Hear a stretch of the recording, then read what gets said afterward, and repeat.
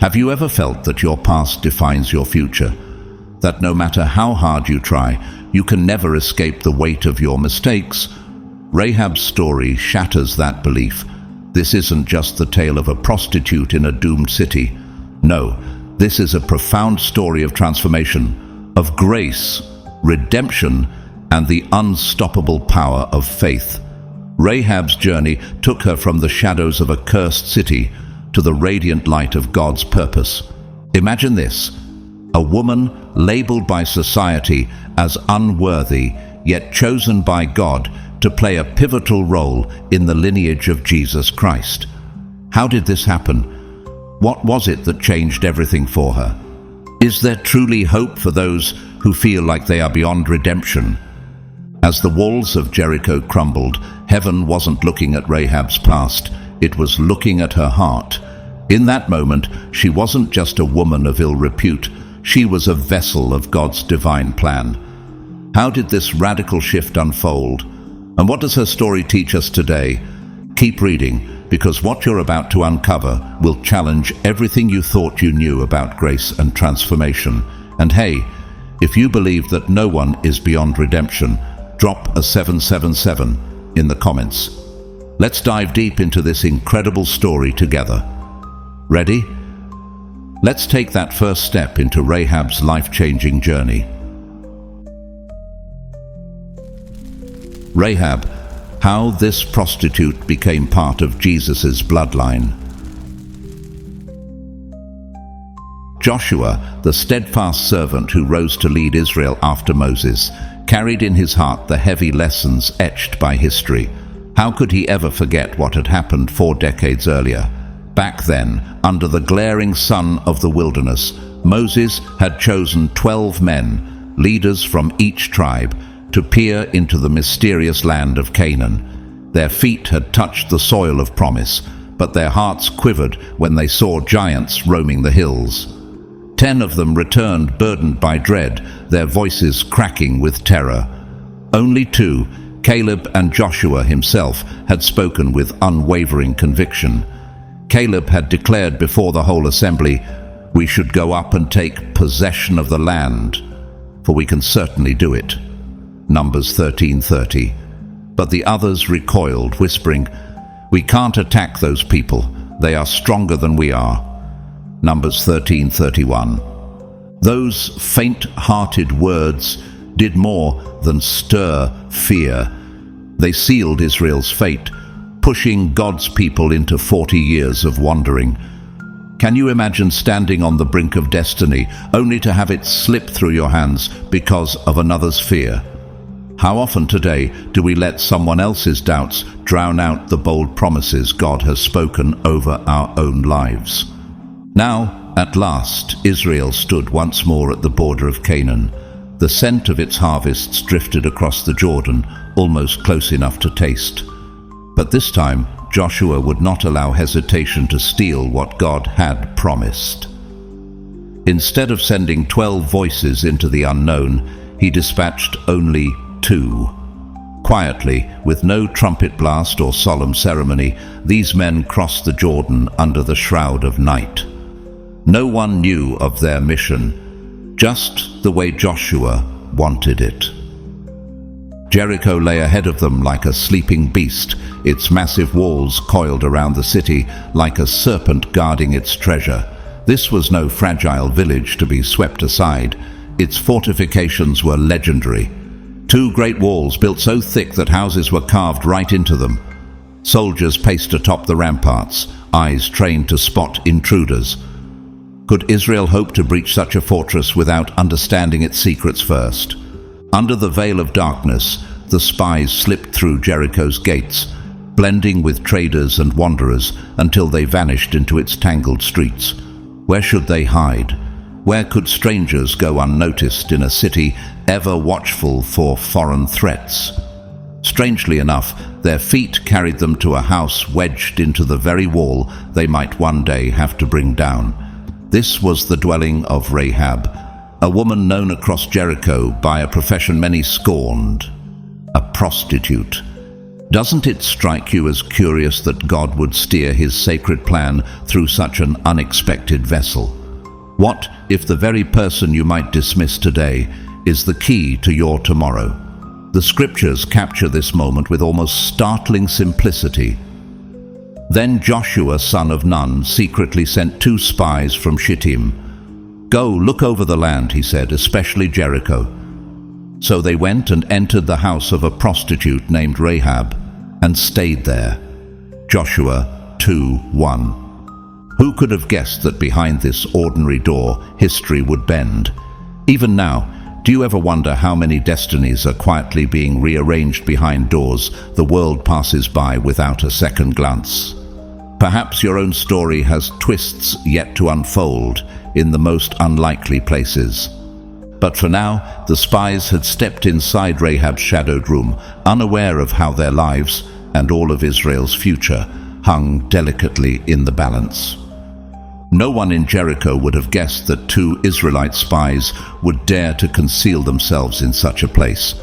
Rahab's house was familiar to many men, visited under the veil of secrecy, whispered about in corners of the market, but it was never spoken of with honor.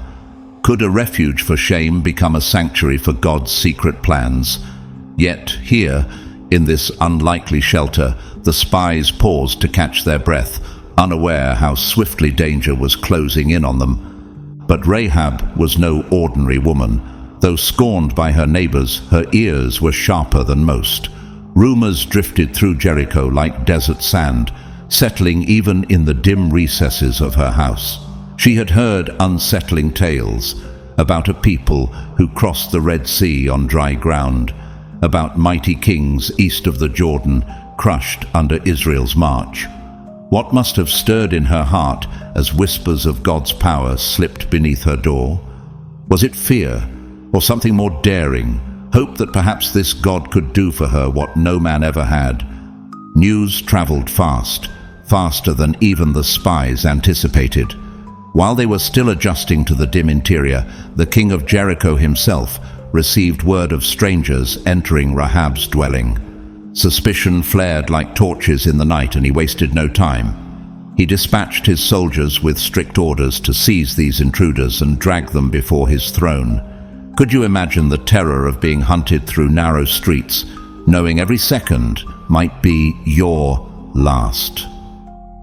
Then came the ominous pounding at Rahab's door, not the furtive knock of a man seeking her company, but the heavy fists of royal guards, armored and grim. They delivered the king's command with iron certainty. "Bring out the men who came to you and entered your house, because they have come to spy out the whole land." Joshua 2:3. How the air must have thickened in that room. Her own king, demanding her loyalty, stood on one side of her conscience. On the other, 2 trembling foreigners hid beneath her roof, their fate and Israel's future dangling by a thread. With one misstep, Rahab would be exposed as a traitor, dragged through the streets, her life snuffed out without pity. But what she did next would echo through eternity. With quiet urgency, Rahab led the spies up a creaking ladder to the flat roof, where bundles of drying flax lay stacked in messy heaps. She hid them there, covered them with stalks that smelled of harvest, and then descended with her heart pounding. When the soldiers stormed into her house, torches blazing, Rahab met them with a calm deception. "Yes," she admitted, "the men came to me, but I did not know where they had come from. At dusk, when it was time to close the city gate, they left. I don't know which way they went. Go after them quickly. You may catch up with them." Joshua 2:4-5.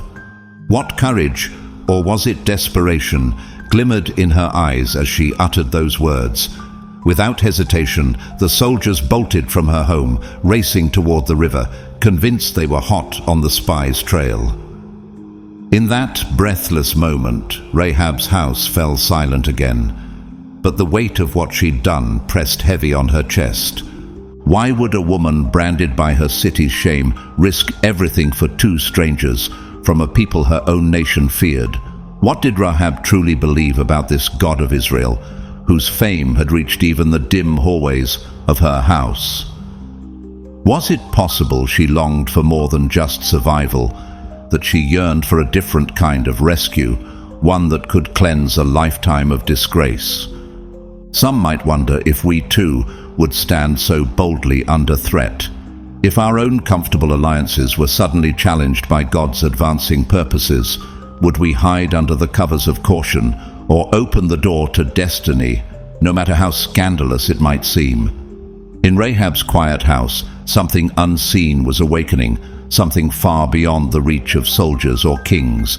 It was the beginning of a secret story only heaven could have written, and it was about to unfold in the most unexpected way. Rahab's decision to hide the spies wasn't born merely from terror or a desperate instinct to survive. Something far more profound stirred within her soul. Long before these men ever slipped through her door, Rahab had lived with the echoes of foreign rumors brushing against her conscience. Tales of a wandering people whose God seemed to bend the very forces of nature to shield them. Had these not reached even the bustling streets of Jericho? Merchants spoke in hushed awe of how the Red Sea itself had split open before this God, swallowing Pharaoh's armies as effortlessly as a giant devours crumbs. Kings east of the Jordan, who once boasted of invincible armies, now lay in shattered heaps because Israel's God had stretched out his hand against them. How does a woman like Rahab, marked by scorn, visited by men who left only coins and shame, hear such stories? Perhaps late at night, while staring at a cracked ceiling, she replayed every fragment of news, feeling something tighten inside her that was not fear alone. Could there be a God who would notice even her? A God who judged nations but also made covenants of mercy. As Scripture later reveals, the fear of the Lord is the beginning of wisdom. Proverbs 9:10.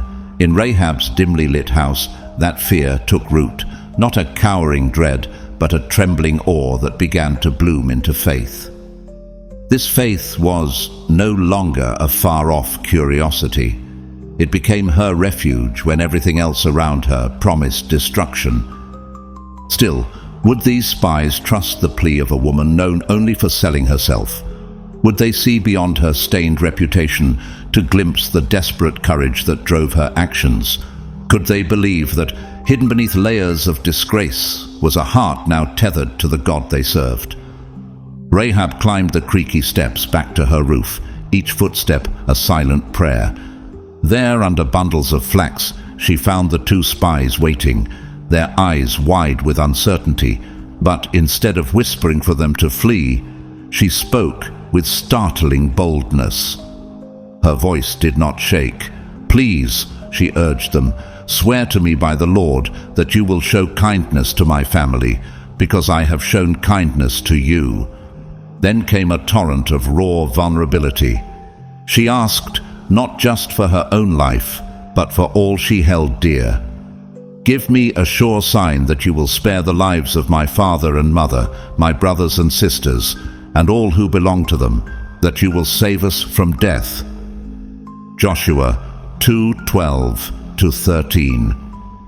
Imagine that moment, a woman long accustomed to transactions that left her emptier each time, now dared to bargain for something entirely different: mercy. Not silver or pleasure, but salvation. Could you stand in her place, laying bare your deepest fears for your family, before men who represented a God whose judgments could topple empires? The spies looked at Rahab, this unlikely intercessor standing on a windswept rooftop, and their answer carried the weight of a covenant. "Our lives for your lives," they declared solemnly. "If you don't tell what we're doing, we will treat you kindly and faithfully when the Lord gives us the land." Joshua 2:14. How many nights had Rahab lain awake, wondering if her life meant anything more than fleeting exchanges behind closed doors? Now, in this fragile pact, she seized the chance to rewrite her story, not just for herself, but for every loved one she could gather under her roof. Rahab had chosen her side. In that choice, she stepped away from Jericho's doomed future, and leaned wholly on the whispered stories of a God she had never seen, yet had come to fear and trust. Isn't it striking how faith sometimes requires us to wager everything on the faint hope of a promise, clinging to nothing but the character of a God we've only heard about? But making a promise was only the beginning. The spies still had to slip out of Jericho with their lives. The city of Jericho had shut itself up tight as a drum. Its towering gates groaned closed on heavy hinges, locking out all possibility of escape or intrusion. Soldiers stood watch at every approach, their eyes sharp with suspicion. Somewhere beyond the walls, the king's patrols likely scoured the countryside, hoping to flush out any intruders who might threaten their fortress. Within those massive barriers, life in Jericho seemed sealed off, safe from any external threat, or so they believed.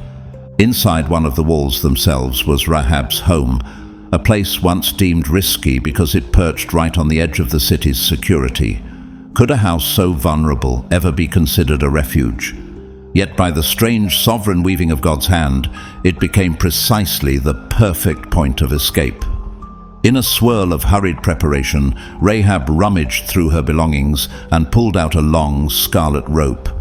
Little did she know that this simple cord, bright as fresh blood, would become a lifeline not only for these men, but for her entire destiny. She tied it to something sturdy, perhaps a beam weathered by years of desert sun, and unfurled it through her window that jutted from the outer wall. The cord dangled into the darkness below, swaying slightly in the cool night breeze. Imagine the chill that must have crawled up her spine, knowing any wrong move could send these men plummeting to their deaths or betray their flight to watching eyes. But before the spies climbed out into the unknown, they paused. Their voices dropped low, solemn as priests offering a sacrifice. "This oath you made us swear," one said, fixing her with an intense gaze, "will not hold unless, when we come into the land, you tie this same scarlet cord in the window through which you let us down, and unless you have gathered your father and mother, your brothers, and all your family into this house." The other added with grave clarity, "If any of them step outside into the street, their blood will be on their own heads. We will not be responsible. But those who stay under this roof, if harm comes to them, their blood will be on our heads." Then they warned, "If you reveal our mission, we will be released from the oath you made us swear." Joshua 2:17-20. Can you picture Rahab's heart racing as she absorbed their words? How quickly her simple hope for survival turned into a meticulous covenant. It was no longer just about hiding men under flax. It was about staking her family's very lives on a promise and ensuring none of them ventured outside when destruction finally came. Would you have been able to gather your entire household under one roof, persuading them to trust the God of your enemies over the gods of your own people? Rahab did not waver. Her voice carried a calm certainty born of desperation mingled with newfound faith. "Agreed," she answered. "Let it be as you say." Joshua 2:21. Those words were more than an agreement. They were a binding tie between a Canaanite harlot and the God of Israel, a pledge stitched together by fear, hope, and a scarlet thread. So with hearts pounding, the spies gripped the rope and began their careful descent. One by one, they slid down the wall under the cloak of night, swallowed by shadows, until they touched the ground below. How silent the house must have seemed after they vanished into the darkness, leaving Rahab alone with only the whisper of the cord rustling against her window. The spies didn't flee straight back to their people. Instead, they melted into the rugged hills surrounding Jericho, hiding among rocky crags and sparse shrubs for 3 tense days. Perhaps they lay awake under a canopy of stars, replaying Rahab's trembling words in their minds. When they finally returned to Joshua's camp, breathless from both relief and anticipation, their report was clear and brimming with faith. "The Lord has surely given the whole land into our hands. All the people are melting in fear because of us." Isn't it remarkable how God used the courage of a woman marked by scandal, a scarlet rope trailing down a city wall, and a pair of weary spies hiding in foreign hills to advance his unstoppable plan? Even now, could it be that the small, risky choices you're called to make, anchored by faith in what you cannot yet see, are the very threads God is weaving into a story far greater than your own? Meanwhile, back inside the looming walls of Jericho, Rahab's world had narrowed to a single window. Each morning she rose and checked that scarlet cord, its crimson threads catching the light like a fresh wound against sun-baked stone. Tying that rope was an act of silent defiance against everything she had ever known, against the gods of Jericho, the customs of her city, even against the comfort of pretending life would continue forever unchanged. All around her, Jericho buzzed with life. Merchants haggled over bolts of cloth and baskets of figs. Children darted through narrow streets, laughing, chasing stray goats. Guards stood atop the walls, their armor glinting, confident in stone and mortar to keep them safe. Could they not smell it in the air, that curious stillness that sometimes settles before a storm breaks? Didn't anyone else sense that judgment was crouched just across the river waiting for its appointed hour?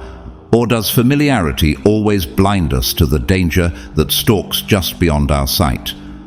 While Jericho feasted and bartered under the illusion of security, the land outside their walls pulsed with holy anticipation. Early one morning, Joshua rose with the entire assembly of Israel, men burdened with weapons, mothers clutching infants, flocks bleating nervously. More than 1 million souls abandoned their camp at Shittim and journeyed to the banks of the Jordan. There they set up camp, their tents spreading out like a vast sea of fabric, the voices of children blending with the lowing of cattle. This was no quiet infiltration by a handful of scouts. It was an unmissable declaration. God's people were here, and they were not turning back. For 3 days they waited. Can you picture it?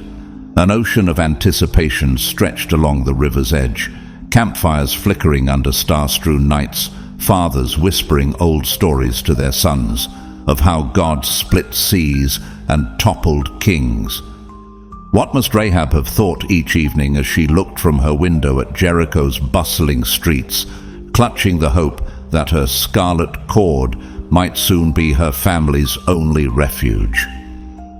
Then Joshua's command cut through the morning air.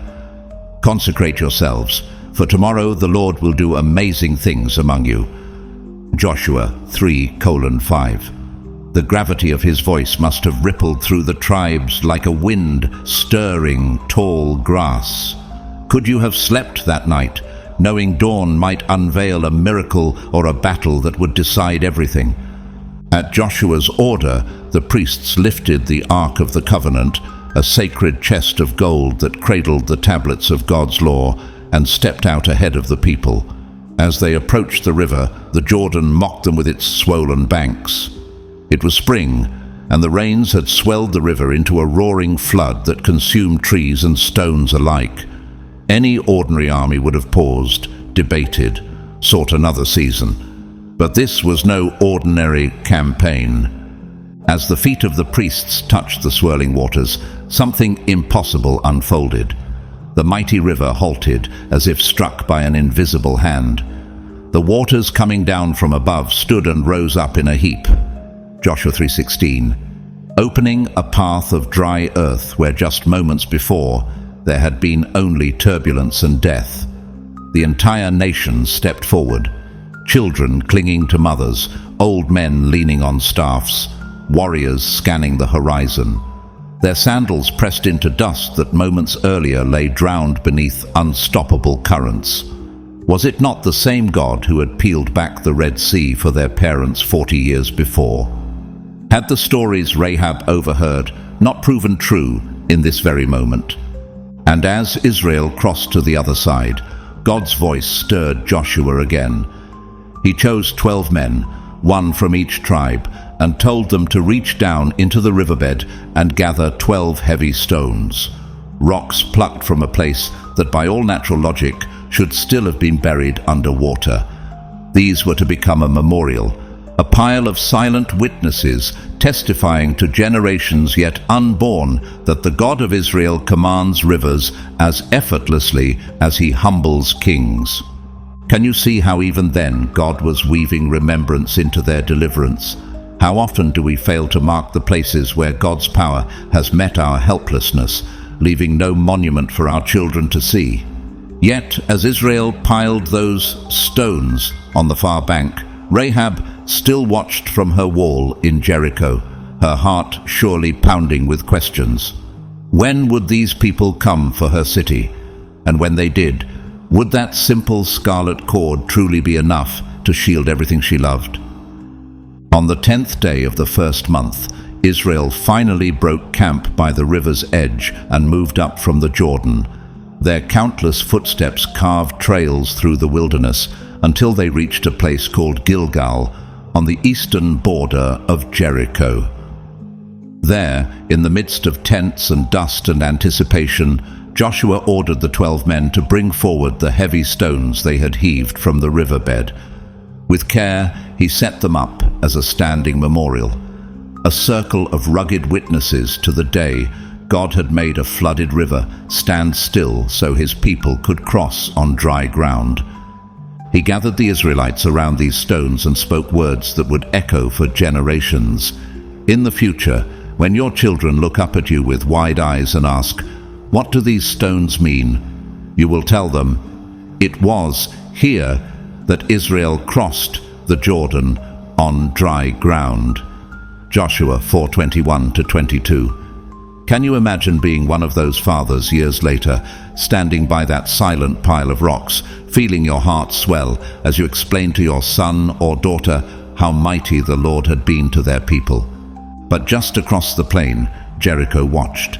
The citizens peered from their mighty walls, fear etched deep into their faces. For years they had heard unsettling rumors, whispers of plagues in Egypt, of seas parting at a command, of kings Og and Sihon brought low. Now, the very people of those legends camped openly outside their gates, more than 1 million strong. Surely Jericho's warriors waited to hear the call for battering rams to be built, or ladders hoisted, or siege towers dragged across the fields. Surely they braced for arrows to fly. But day after day passed, and no such preparations came. Instead, God gave Joshua an instruction so strange it could only have been divine. March around the city once with all the armed men. Do this for 6 days. Have 7 priests carry trumpets of ram's horns before the ark. On the 7th day, march around the city 7 times, and then have the priests blow a long blast on the trumpets. When the army hears it, let them shout with one mighty voice, and the walls will fall. Joshua 6:3-5. Could any human general have devised such a battle plan? Would we dare obey if God asked us to fight our greatest battles with nothing but silent obedience and the faith to shout at walls? And so it began. Just after sunrise on the first day, Jericho's guards leaned over the ramparts to see a solemn procession emerge from Israel's camp. Armed men, the Ark of the Covenant shining between priests, followed by ranks upon ranks of silent warriors. They marched a complete circle around the fortress. No taunts were thrown, no arrows launched, just one eerie, disciplined loop. Then they turned back to their tents. Day 2 was the same. So was day 3. Then 4, 5, 6. Each day, Jericho's people crowded their walls, hearts hammering. What kind of army marches quietly day after day around a city, only to leave without striking? Perhaps some inside the city mocked them, but surely many felt a deeper dread. What force marches in silence, but still inspires such terror? Then came the 7th day. The sun rose over a trembling city, and Israel came forth again. But this time they didn't stop after one circuit. Twice, 3 times, 4. They kept going, the priests' trumpets lifting their haunting notes over the fields. 5 laps. 6. Could you imagine the mounting panic in Jericho as they watched Israel march yet again, dust swirling around the ark of God? What did Rahab think as she huddled in her house, her family pressed close, clutching that scarlet cord that fluttered outside her window like a flag of desperate faith? On the seventh time around, the priests lifted their horns and blew a long, piercing blast that rolled over the stones of Jericho like a thunderclap. In that instant, Joshua's voice rang out over his people, "Rejoice, O people, for the Lord has given you the city." Thousands of throats roared in unison, a sound so fierce the ground itself seemed to tremble. The walls, those invincible, towering defenses that had mocked every other threat, shuddered and then crumbled as if struck by an invisible fist. Stones toppled, dust erupted in choking clouds, screams pierced the air as Jericho's pride fell in a heartbeat. Israel surged forward, pouring into the shattered city, swords flashing. They devoted everything within to the Lord. Men, women, young and old, livestock, all swept away in the storm of divine judgment. What must it have been like to stand amid that chaos, realizing you were witnessing the hand of God, not in whispers or hopes, but in devastating reality? Yet, in the midst of destruction, mercy remembered its promise. Joshua turned to the very two men who had once hidden under Rahab's flax. "Go," he commanded, "into the prostitute's house and bring her out, and all who belong to her in keeping with the oath you swore." Joshua 6:22. So those young spies moved swiftly through the rubble-strewn streets, found Rahab's house still standing with its scarlet cord waving like a banner of grace, and led her and her family, her father, mother, brothers, sisters, every trembling relative, out from under the shadow of death. They escorted them safely to a place outside Israel's camp, while the rest of Jericho burned, its riches gathered into the treasury of the Lord. Only Rahab the prostitute and her family lived. The Bible says, "And she lives among the Israelites to this day." Joshua 6:25. Isn't it wondrous how a woman scorned by her city became grafted into God's people? Her story, not merely one of survival, but of being woven forever into a lineage that would one day bear a king named Jesus. Who can tell how God might redeem even the most unexpected threads of our own lives, turning what once brought us shame into the very testimony of His unstoppable grace? But what exactly did it mean for Rahab to stand now among Israel? For a woman who had grown up within Canaan's walls, who had worshipped gods of stone and lived a life the Torah openly condemned, how could she ever truly belong? Surely there were whispered judgments as she walked among the tents of Israel. Eyes might have followed her, remembering that she had once survived by inviting strangers into her bed. How could such a woman ever be counted among the chosen people of God? Yet long before Rahab tied that scarlet cord in her window, long before Joshua's spies crept under her flax, God had already carved out space in His covenant for foreigners, outsiders who would choose Him above all else. It was written plainly in His law. The community is to have the same rules for you and for the foreigner residing among you. This is a lasting ordinance for the generations to come. You and the foreigner shall be the same before the Lord. The same laws and regulations will apply both to you and to the foreigner residing among you. Numbers 15:15-16. Could Rahab have ever imagined that these ancient words, spoken on distant mountains, were quietly reaching across time to embrace her by name? Rahab did not merely mouth Israel's prayers to blend in. Her heart clung to their God with a grip forged by desperation, awe, and the echo of collapsing walls. Her faith became her anchor, and her life began to change.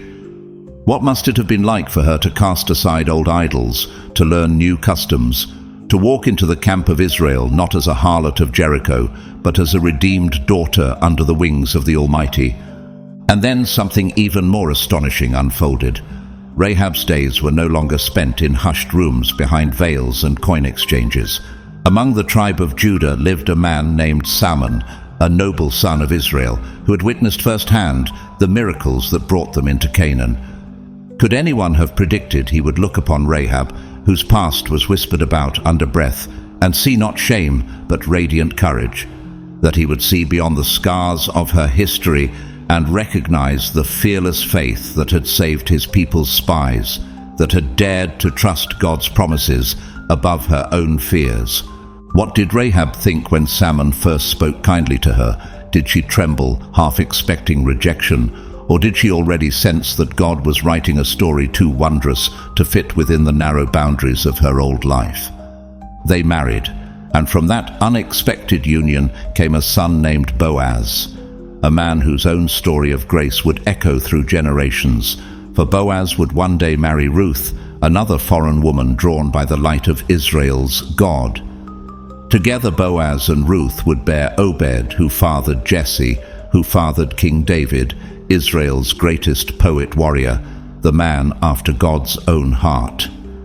As Matthew's Gospel records so beautifully, Salmon the father of Boaz, whose mother was Rahab, Boaz the father of Obed, whose mother was Ruth, Obed the father of Jesse, and Jesse the father of King David.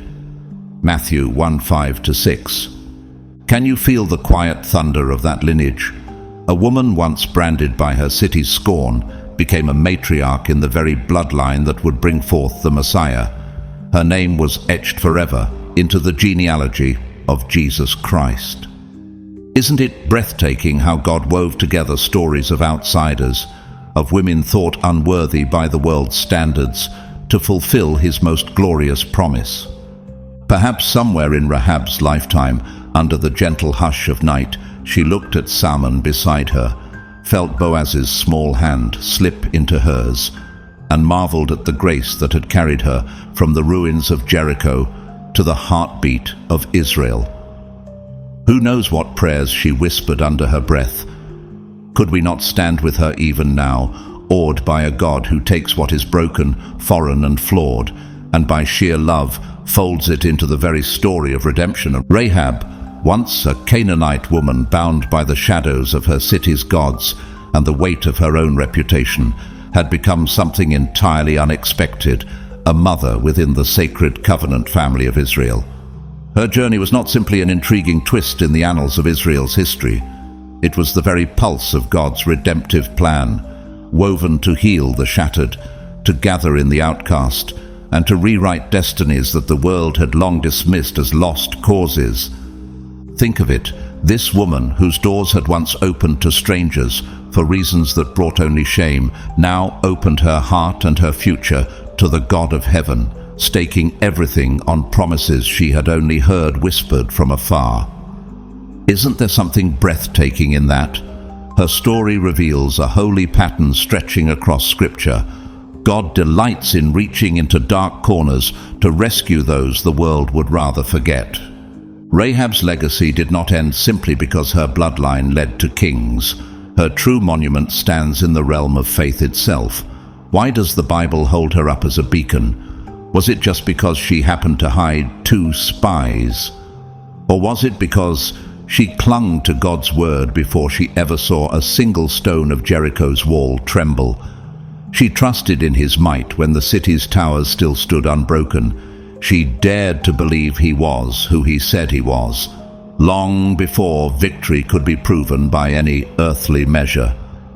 Who among us could wager everything, our own life, the safety of our parents, the future of our brothers and sisters, on nothing but the reputation of a God we've only heard rumors about? Centuries later, her story would still echo through the Scriptures. The writer of Hebrews, listing the giants of faith, men like Abraham, Moses, and David, also placed Rahab's name among them. By faith, the prostitute Rahab, because she welcomed the spies, was not killed with those who were disobedient. Hebrews 11:31. And James, teaching the church about genuine faith that proves itself through action, pointed to her as well. And in the same way, was not also Rahab the prostitute justified by works when she received the messengers and sent them out by another way? James 2:25. Can you see what God saw? The world saw a harlot with a stained past. God saw a woman standing on a crumbling wall, heart pounding, who believed him when no one else in her city would. She trusted, and she was saved. She acted, and her entire family was spared. She belonged, and became a matriarch in the lineage that would one day cradle the Son of God in a humble manger. So what truly does Rahab's story whisper to us today, across the ages? It declares that no one stands beyond the reach of grace. It assures us that God refuses to define us by the stains of yesterday, but by the trust we place in him right now. It promises that even fledgling faith, whispered from the margins, rising timidly through fear, hidden perhaps from everyone else, can move the heavens. What if your own story, with all its cracks and regrets, is the very kind God longs to transform into a testimony that reaches far beyond your lifetime? Could it be that the moments you choose to trust him, even trembling, are laying down scarlet threads that heaven will one day trace all the way to eternity? And so the story of Rahab closes not with the echo of Jericho's crumbled walls, but with the soft, enduring beat of God's relentless grace. Who could have guessed that the scarlet cord she tied in her window would become a symbol echoing all the way to the cross? That a woman once wrapped in scandal would be woven into the very lineage of Christ, the Savior of the world. When I think about Rahab, I can't help but marvel at how God sees differently than we do. Where we might see a past too tainted to ever be redeemed, he sees a heart ready to believe. Where we hesitate to trust because proof hasn't yet arrived, he honors simple faith that steps out anyway. Isn't it astonishing that he chose a woman like Rahab, not after she cleaned up her life, but right there in the middle of her reputation, simply because she believed him more than she feared her surroundings? Her life whispers a message across centuries to you and me. No one is too far gone. Your past may have chapters you'd rather burn, but God's mercy writes over every page. It tells us that faith doesn't need to roar from a pulpit or parade on a stage. Sometimes it looks like a quiet decision behind a shuttered window, trusting that God will keep his promise. And that kind of faith still moves heaven. So if you've ever felt disqualified by your history, take heart in Rahab's story. God doesn't measure you by where you've been, but by who you trust today. Even a whisper of faith can draw his hand to rewrite your ending. If this journey through Rahab's life touched you, I invite you to stay connected. Share your thoughts in the comments.